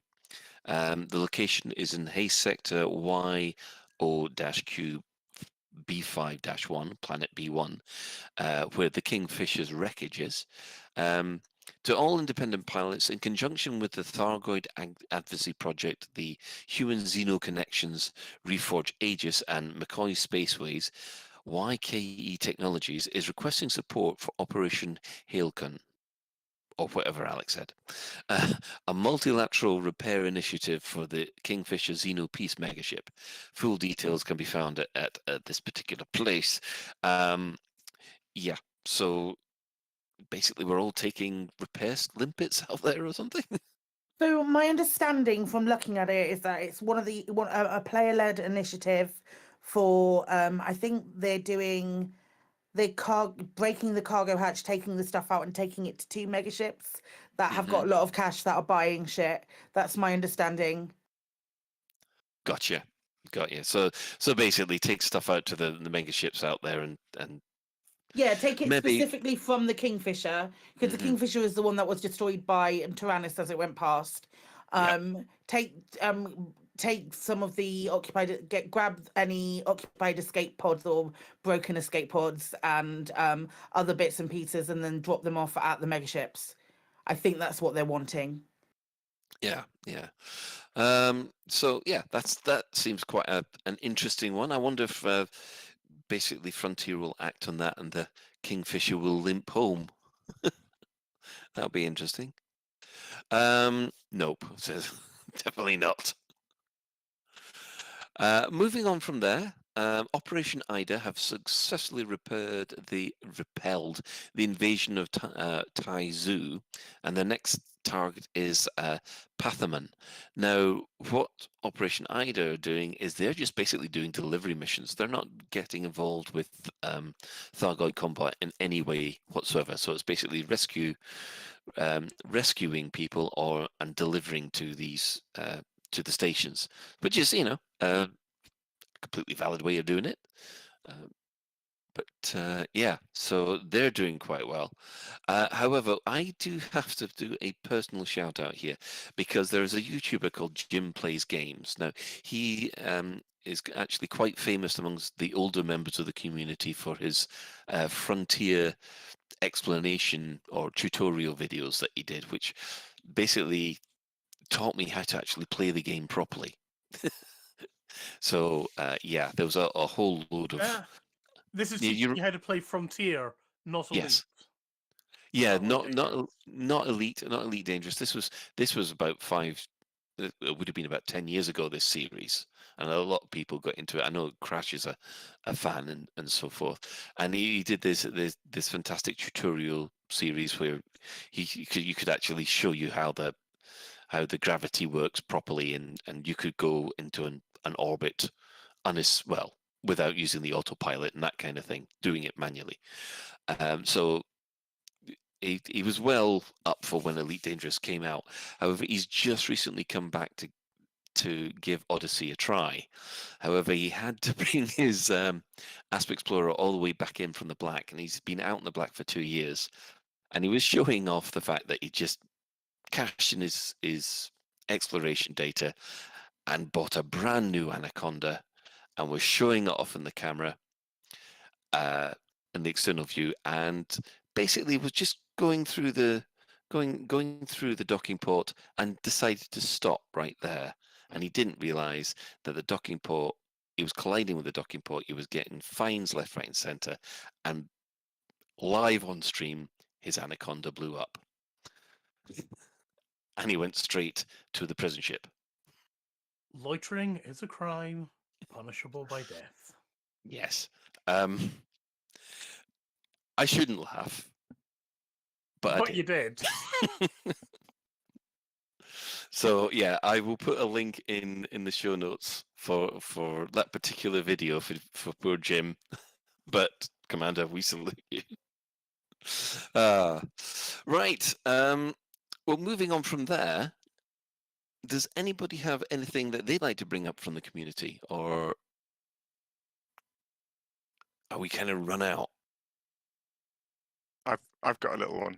See, seeing as just reminded by your recent story, I won't say who it is because I haven't cleared it with them, but it was equally funny. I was watching somebody streaming, and they were making Grelix for the first time, and You know when the Thargoid machine starts going a bit ballistic because you've stuffed it full of Guardian stuff and it's not happy. Yeah. And if you stay in the center of the kind of Thargoid chamber, you take quite a lot of SRV damage. Yes. So this was all new, and his health was dropping dramatically. And he blew up. And I was sort of listening to him, and he was sort of saying, "Oh, it's fine. I've got 27%," and then he blew up, and he was a bit mystified. So he went back. He was working with someone else who got a carrier full of stuff. So he goes back and he gets another probe and another 3 relics, and he goes back and does it all again. And what happened this time, I can't remember, but he took a load of damage, and he's going, "It's fine. I'm on 36." And I was looking, I often watch Twitch in quite a small window, and I sort of enlarged it, and I was thinking, what the hell's he talking about? He's got like 6% hull left. So then I'm sort of in chat, and a few other people are in chat going, "You're on 6%, repair." And then he's going, "It's fine, it's 22." And then it was down to 2, and then he blew up again. And then after a while, we all realised he was carefully watching his temperature.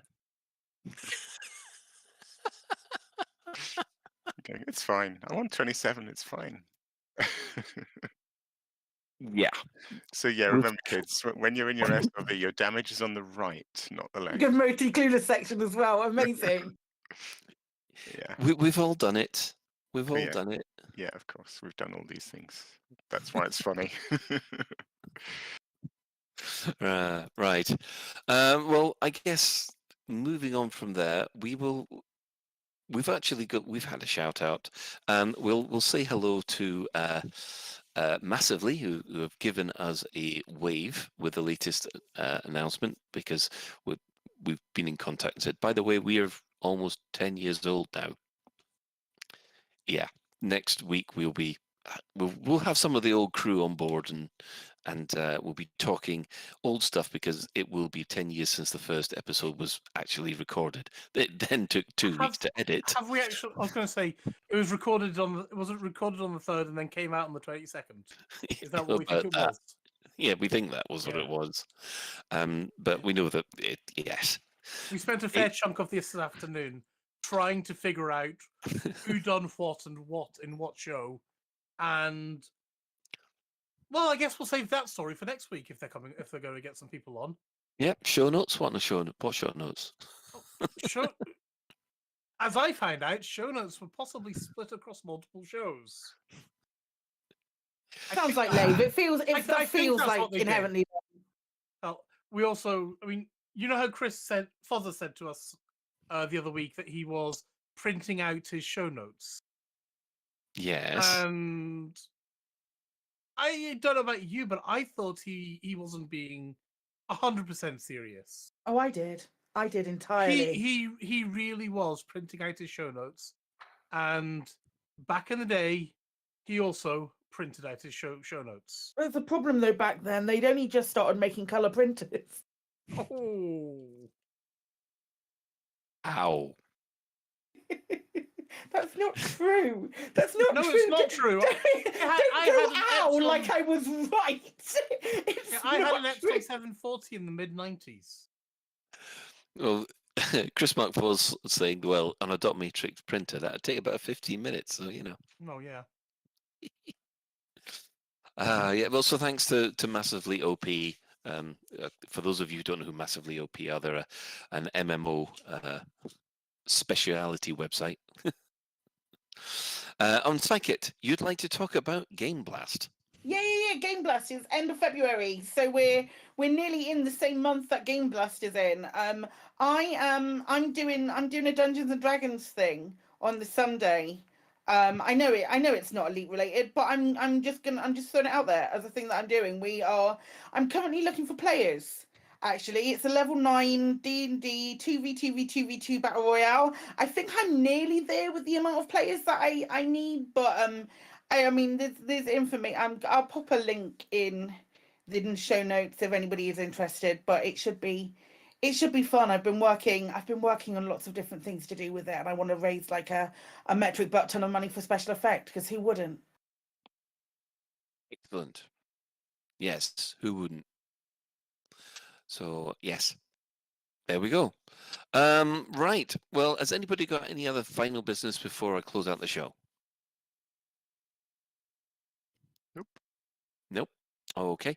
I guess our mostly clueless section is keep on plugging away at those planetary anti-Xeno CZs, because if you do manage to complete one, you end up with a ton of cash.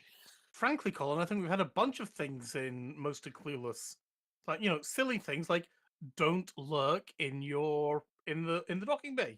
Yeah, Yes, like that's a good one. Yes. FRV health is on the right, and if you want to do the restore power missions, I understand the loose screws squadron would particularly like you to do it in their systems as often and as hard as possible. Well, hang on, what's been often and as hard as possible? Restoring power for the loose screws, they love Okay. it. Do Yeah, love they it. love it, do they? Yeah, Okay, they love sure. it. They can't get enough of it. They love it. Restore their power as many times a day. They're right into stuff like that. They love it. They love having their power restored. Mm-hmm. Love you really, guys. Anyway, the shoutouts. So while the team on Dex Island take a well-earned break before Series 2's return, there is plenty of material to fill up the void. Point your auto assistant at your favorite podcast app, include Spotify and Audible, and search for the Dex Legacy. There you'll find bonus edition interviews with cast members and the writer Emily Inkpen. There's also plenty of bonus material and merch at thedexlegacy.com. All proceeds go towards the making of Season 2. And also, we'll give a shout out also to Escape Velocity. I don't know whether it's played before the episode or after the episode, but it's still out there if you want to have a listen. Our sister station, Hutton Orbital Radio, it broadcasts on a Thursday at 8:30. You can tune in at twitch.tv Hutton Orbital Truckers, or if you just want the audio, go to radio.forthemug.com. For the discerning commander that likes a bit of CQC action, check out the CQC Discord at discord.me/Elite Dangerous CQC.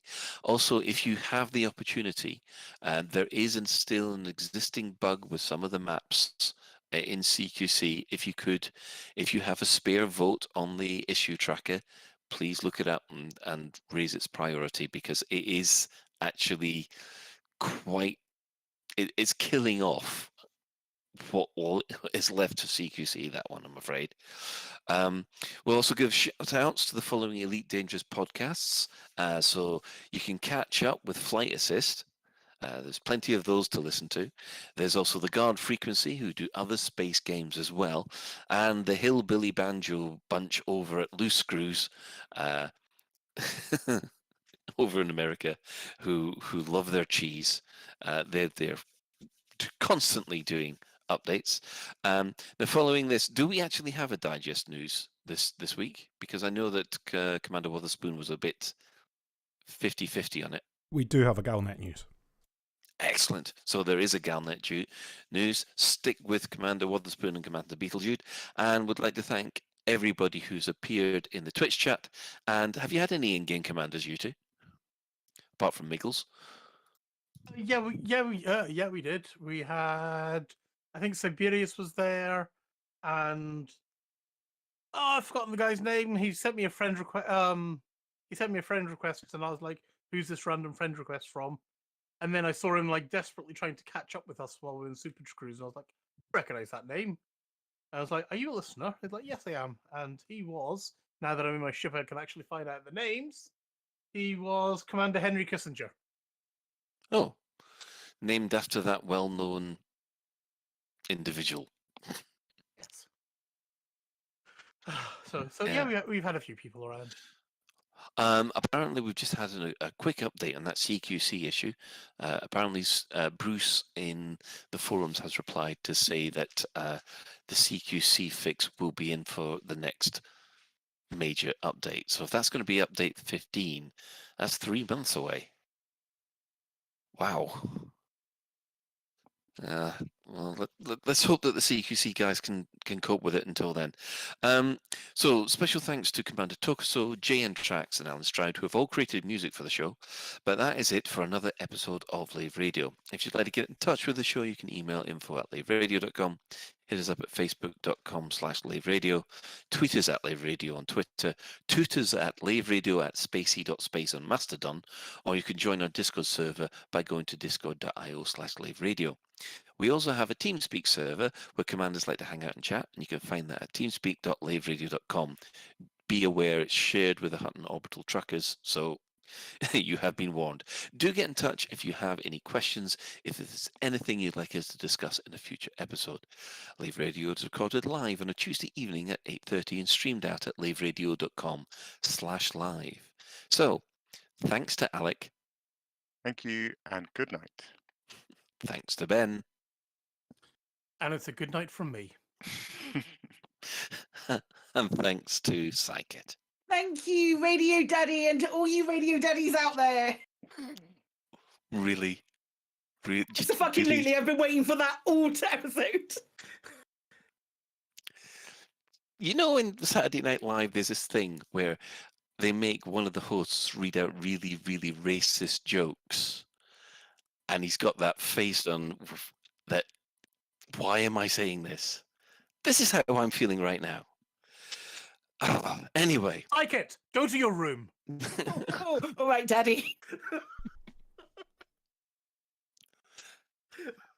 Well, at least it's not an alpaca. Special thanks, of course. You sons. I thought this was going to be an alpaca-free episode, but obviously not. So special thanks, of course, go to today's tech specialist, the Chris Mark IV. You're welcome. Thank you. So until next time, Commanders, fly safe. And if you can't do that, fly dangerous.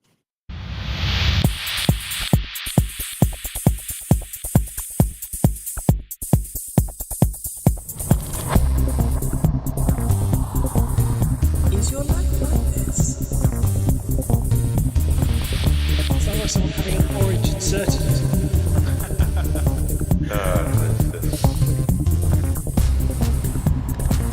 Need a safe word. Space can be loaded.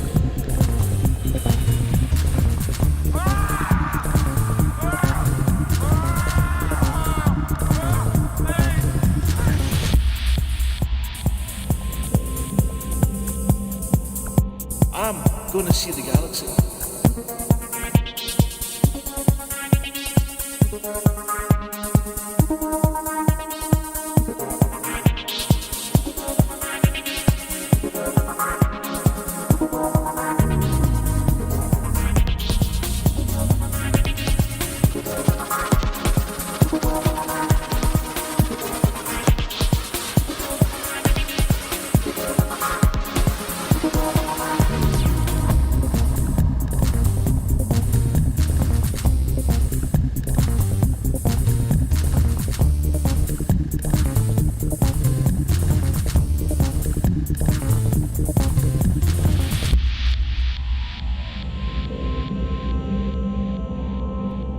Ah, damn it. No worries, guys. Hold the fort for 2 seconds. I'll be right back.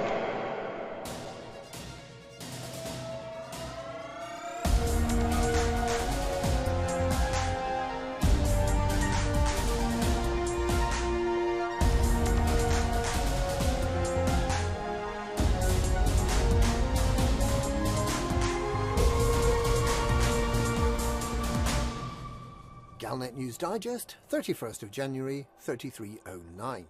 We read the news so you don't have to. The Kumo crew stages a daring land grab in the California Nebula, and the pieces are beginning to come together to make the reformation of Aegis possible. But first, the Pilots Federation has made some changes to make the Thargoid War easier to wage.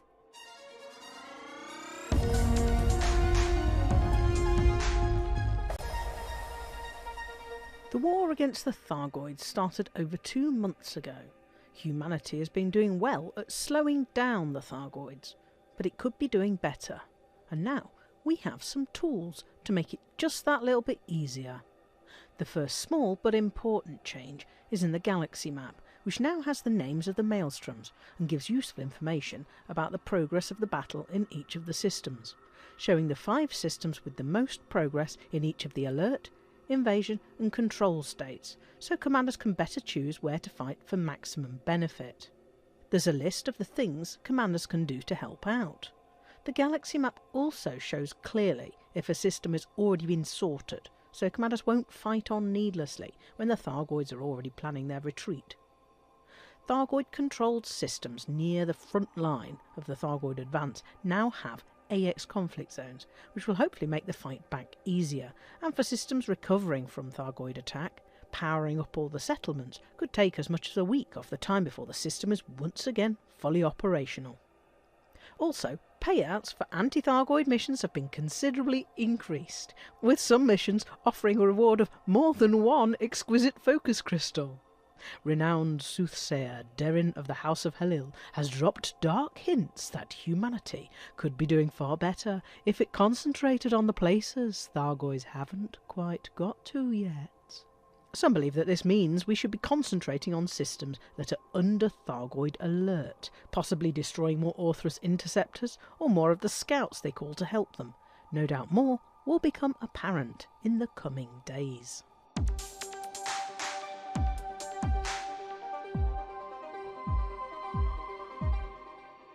The iconic Mick Turner base, as well as the Turner Research Base and Red March Laboratory, have fallen to the self-styled King of the Kumo crew, Archon Delane. The move follows Delane's pronouncement on Friday that he planned to protect the California Nebula from Thargoids. In practice, this appears to mean a land grab, with 3 key bases being snatched from their rightful Alliance owners without any of the fighting that would normally precede such a move. The Kumo Council megaship moved into Alliance-managed California Sector HR-W D1-28 on Thursday. Despite support for the resident Turner Research Group remaining strong, with a better than 90% approval rating, the Kumo Council now runs the only base in the system, Turner Research Base, making it all but impossible for the Alliance faction to regain the base. The Kumo crew have also taken Red March Laboratory in the California Sector JH-V C2-12, although the Turner Research Group still controls the 2 settlements in that system, and Mick Turner Base, which was founded in October 3302 with the help of thousands of commanders to study the newly discovered barnacles and their meta-alloys before anyone knew the barnacles were Thargoid in origin. The base is named after one of the 2 founders of the Alliance and has been hugely important to the Alliance with its policy of expansion into barnacle-rich systems. Despite criticism that the meta-alloys have been over-exploited, the Alliance factions in the California Nebula have tried to maintain good relations with the Thargoids, an arrangement that puts them at odds with Prime Minister Mahan's defence arrangement with Sirius Corporation. The only 2 systems that remain fully under Alliance control are California Sector BV-Y C7 with its Darwin Research Facility asteroid base, and HIT 180-77, home to the facility named after the Prime Minister, Mahan Research Base. It's unclear at this stage what the Alliance will do about the Kumo crew's appropriation of its bases, but some key pro-Thargoid and local Alliance factions, including the Allied Order of Exemplars, the YKE Technologies and McCoy Spaceways, have organised a blockade of the Kumo crew command megaship, the Mictlan. They have reported seeing unusual goods being transported to the Mictlan, including AI relics and prototype tech, which they believe may show a link to Azimuth Biotech. With Prime Minister Mahan taking a weekend break at Skyglow Havens, no official response is expected from the Alliance before Monday.